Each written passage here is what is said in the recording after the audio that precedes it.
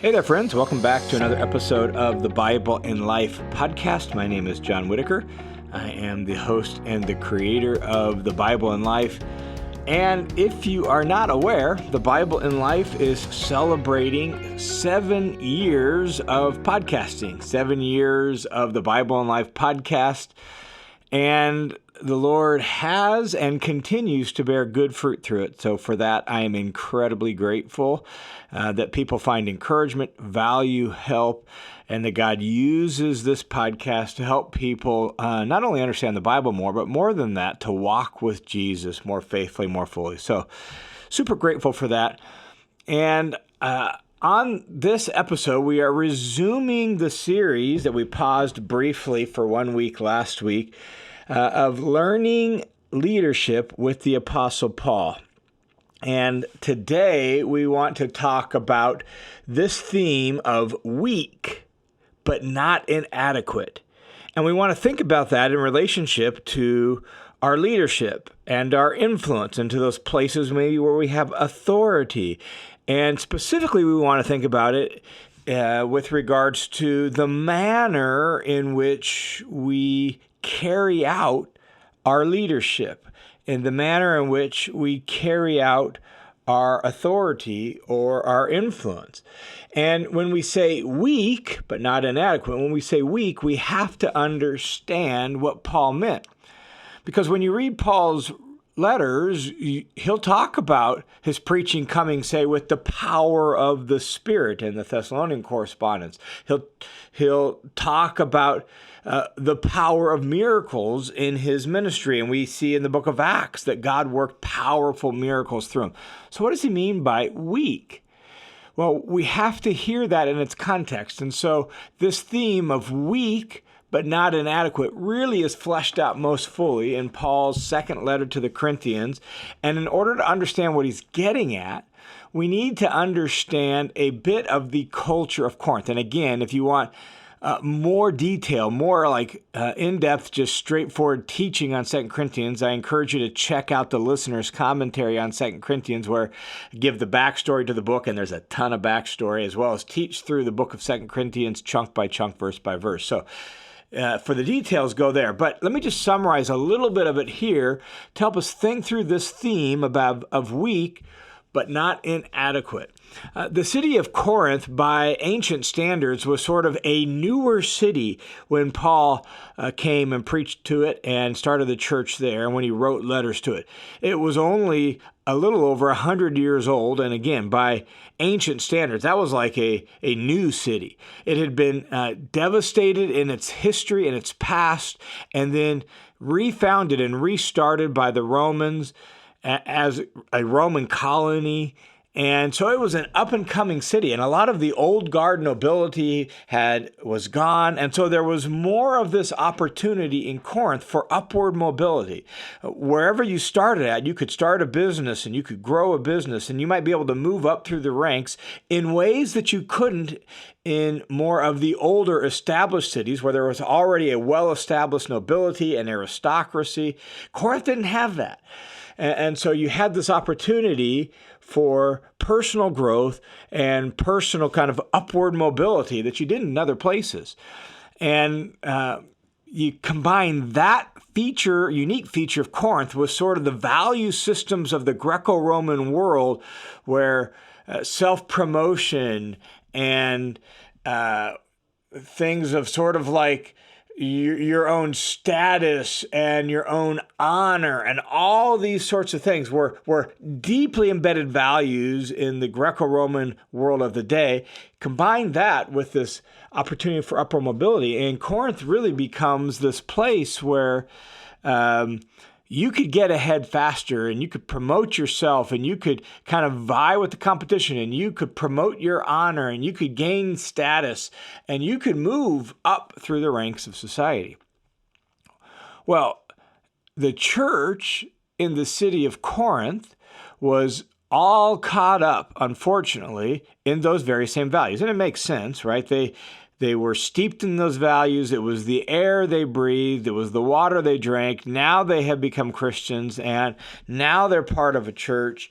And those values and that way of thinking didn't just automatically dissipate from their baptism on, right? Like they just carried it with them to some degree into the church. The problem is that it was so deeply embedded that it began to influence and affect the way the church was acting. And it's what caused a lot of the problems in the church at Corinth.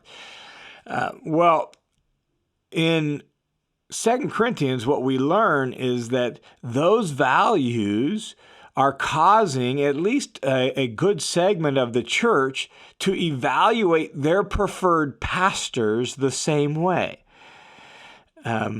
That they are evaluating the ones that are impressive and have like deeply embedded honor by the values and the standards of the day. They look good. They speak good. They have the right credentials. And in every way, man, these are the up-and-comers, and they're the ones that should be held in honor. And Paul didn't have that. And so they're evaluating some of their preferred pastors this way. And there's this group of pastors, this group of teachers and preachers that have come in from the outside.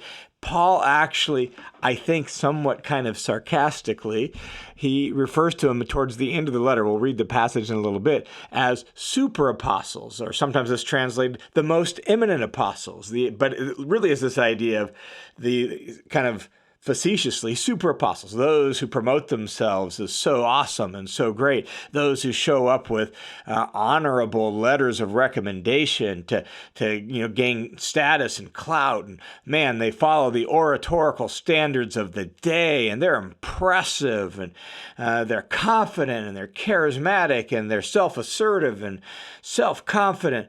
And the church, at least a good chunk of them, man, they just are drawn to them.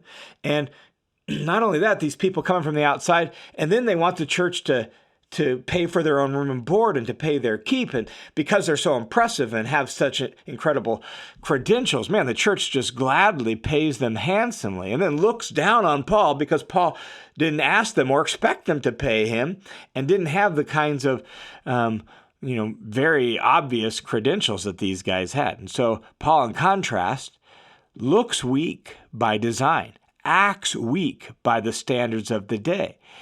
Paul is gracious and humble. Paul doesn't assert himself over them and try to gain status and clout and tell them what to do. Instead, he serves from below.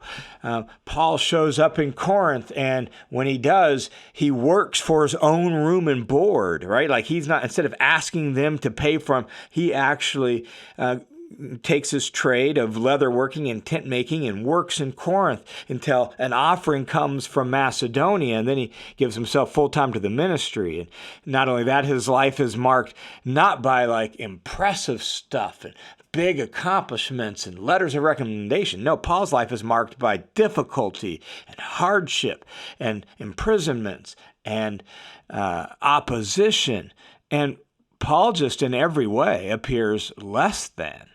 He appears not enough. He's not impressive in any way. But for Paul, this is not an accident. This is by design. This is intentional, and there's a good reason for it. I mean, Paul could have played the credential game. He talks about that in Philippians chapter 3, and he lists off some things from his previous resume. But he says there in Philippians 3, he counted all those things as loss for the sake of Christ. So Paul could have played the credential game, the honor game. He could have promoted himself with the best of them had he wanted to play that game. But by design, by intentionality for his leadership in the way of Jesus, he chose to appear weak. Why is that?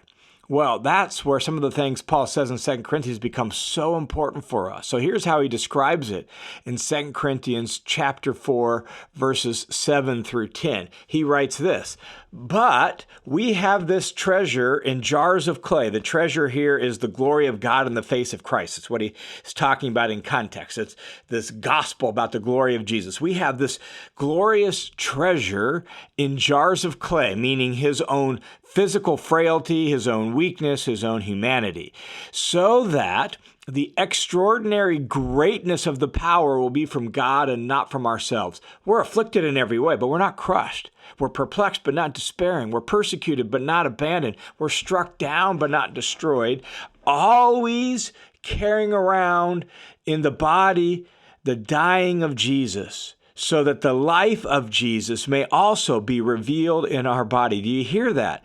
Paul says this approach that we take, what you call weakness, what appears weak by the standards of Corinthian culture and society at large, all of that is by design because we're carrying about the very death of Jesus in our body. We're embodying the dying of Jesus so that the resurrection power and the resurrection of life of Jesus may also be revealed in our body. And he notes in 2 Corinthians chapter 6, verses 3 through 10, he notes that this is actually for the sake of the ministry. It is how he commends his ministry and how he commends himself as a servant of God. So let me read 2 Corinthians chapter 6, verses 3 through 10. Paul says, "Giving no reason for taking offense in anything." Like the way we're going to go about a ministry is to make sure there's no reason to take offense in anything so that the ministry will not be discredited, but in everything, commending ourselves as servants of God. Then it's like there's a dash, and he lists off how he commends both the ministry and himself as a servant in much endurance, in afflictions, in hardships, in difficulties, in beatings, in imprisonments, in mob attacks, in labors, in sleeplessness, in hunger, in purity, in knowledge, in patience, in kindness, in the Holy Spirit, in genuine love, in the word of truth, and in the power of God, by the weapons of righteousness for the right hand and the left, by glory and dishonor, by evil report and good report, regarded as deceivers and yet true, as unknown yet well known, as dying and yet behold, we live, as punished and yet not put to death, as sorrowful yet always rejoicing, as poor yet making many rich, as having nothing yet possessing all things.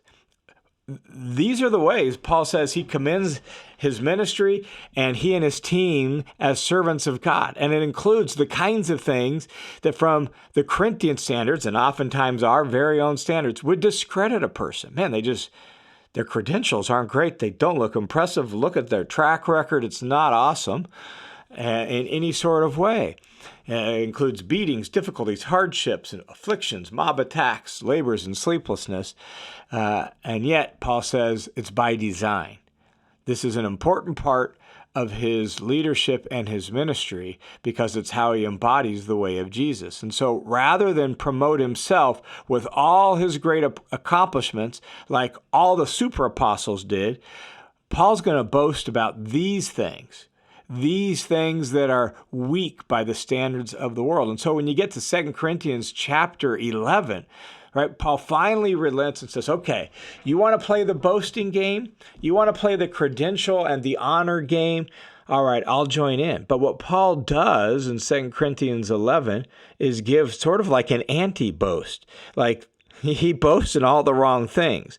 The super apostles have showed up and they're boasting in all their credentials and their accomplishments and their connections and the people they know, and they've got letters of recommendations, and man, they just seem impressive in every way. And they've promoted themselves, and it's worked with the Corinthians. And Paul says, okay, fine. You want me to boast? You want me to do that? Great. And then he boasts in all the wrong things. So here's what he writes in 2 Corinthians chapter 11, verses 22 through 30. Now, in whatever respect anyone else is bold, they're frank and bold and confident in the way they promote themselves, Paul pauses and says, man, I'm speaking like a fool. Okay, I'll be bold. I'll be frank too. Are they Hebrews? So am I. Are they Israelites? Me too. Are they descendants of Abraham? Yeah, that's me as well. Are they servants of Christ? And then he says, man, I'm speaking like a crazy person. I more so. how does he verify it and validate it? In far more labors, in far more imprisonments, beaten times without number, often in danger of death. 5 times I received from the Jews 39 lashes. 3 times I was beaten with rods. Once I was stoned. 3 times I was shipwrecked. A night and a day I spent adrift at sea. I've been on frequent journeys, in dangers from rivers, dangers from robbers, dangers from my own Jewish countrymen, dangers from the Gentiles, dangers in the city, dangers in the wilderness, dangers at sea, dangers among false brethren. I've been in labor and hardship through many sleepless nights, in hunger and thirst, often without food, in cold and exposure. And apart from such external things, then there's the daily pressure of me of concern for all the churches. Who is weak without me being weak? Who is led into sin without my intense concern? And then he says, the kind of the climactic line here, if I have to boast, then I'm going to boast what pertains of my quote-unquote weakness. He says, okay, fine, I'll play your game and I'll boast, but if I have to do it, then I'm going to boast in the things that you all consider make me weak and unimpressive and not look good. The things that by the standards of society make me not count. These are the kinds of things that are never going to get written up in a Fortune 500 magazine or anything like that. They don't make me look good by anyone's standards. And if I have to boast, Paul says, you want me to play that game? Great. Then I'm going to boast in my weaknesses. And the reason for that, Paul says, is this lies at the heart of what Jesus taught him. And so as he wraps up this section about his boasting in 2 Corinthians, he says this in 2 Corinthians chapter 12, verses 7 through 11. Because of the extraordinary greatness of the revelations that were given to me to keep me from exalting myself, there was given to me also a thorn in the flesh, a messenger of Satan to torment me, to keep me from exalting myself, like to keep me low, to keep me small, to not let me get puffed up. Concerning this very thorn in the flesh, I pleaded with the Lord 3 times that it might leave me. And he has said to me, my grace is sufficient for you, for power is perfected, is brought to completion in weakness. So Paul says, most gladly, therefore, I will rather boast about my weaknesses so that the power of Christ somehow may dwell in me. Therefore, I delight in weaknesses, in insults, in distresses, in persecutions, in difficulties on behalf of Christ. Because when I'm weak, then I'm actually strong. And then he ends the whole little boasting section here by saying, so I've become foolish. You compelled me. Like, okay, I played your game, and you compelled me to do it. You wanted me to boast, and I did, even though I boasted in all the wrong things. Actually, I should have been commended by you, since I am in no respect inferior to the most eminent apostles. That's where he says the super apostles. I'm inferior to none of these so-called quote-unquote super apostles, even though I'm a nobody. So all the things that make Paul unimpressive in the eyes of the Corinthians, all the things they think diminish him and discredit him and make him not enough. And, when he compared with these guys who, man, they're like celebrities. They got good looks and they talk so good. And, man, they've got everything you would want. Paul says all these things that supposedly diminish him are actually the very things that commend him as a servant of Jesus. And the reason for that is because they embody the way of Jesus. What's the way of Jesus? Well, it's this very way of self-giving, self-emptying love. That's the way Jesus walked. How was Jesus born? In the backwaters of the Roman Empire, in a stable to a couple of young peasants, to people who had no clout or status, the lowly, the forgotten. Who were the first people to be invited to celebrate his birth? Well, a group of shepherds out in the field, right? Like, it was lowly. You watch his ministry. It was obscure. And he grew up in a small, obscure town of Nazareth. Does anything good come out of Nazareth? You watch his whole ministry, and it's away from the halls of power, even Jewish power. He spent most of his time in Galilee, not down in Jerusalem. And then when he does go to Jerusalem, he gets executed and killed, and not just killed in any way, but killed on a Roman cross. Like, this is the way of Jesus. This is the posture that Jesus carried out his life and ministry with. And so it's the posture and the way that Paul carries out his leadership as an ambassador of King Jesus. Now, here's what's striking to me about that, is Paul lowers himself and empties himself like Jesus does, but he doesn't. He even says here, like, even though I'm a nobody, but he doesn't feel inadequate, and it doesn't make him inadequate. He doesn't feel inferior, right? And we know that because of what he says earlier in 2 Corinthians chapter 2.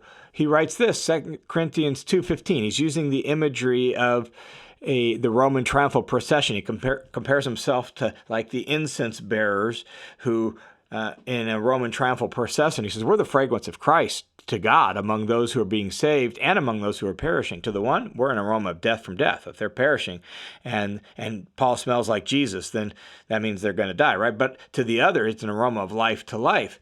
And then he asks this question, who is adequate for these things? Who is adequate for these things? And you would almost expect Paul is asking that question rhetorically to say, nobody is, certainly not us. But that's not what he means. He says implicitly in verse 17, after asking that question, who's adequate for these things? For we're not like many peddling the word of God, but as from sincerity, as from God. We speak in the sight of God on behalf of Christ. And then as you move into chapter 3, the chapter break is a bit unfortunate because Paul is still talking about this theme of adequacy. He says this in 3, 4, and 5. Such is the confidence we have toward God through Christ. Not that we're adequate in ourselves so as to consider as anything as having come from ourselves, but our adequacy is from God. Who's adequate for these things? Paul says we are.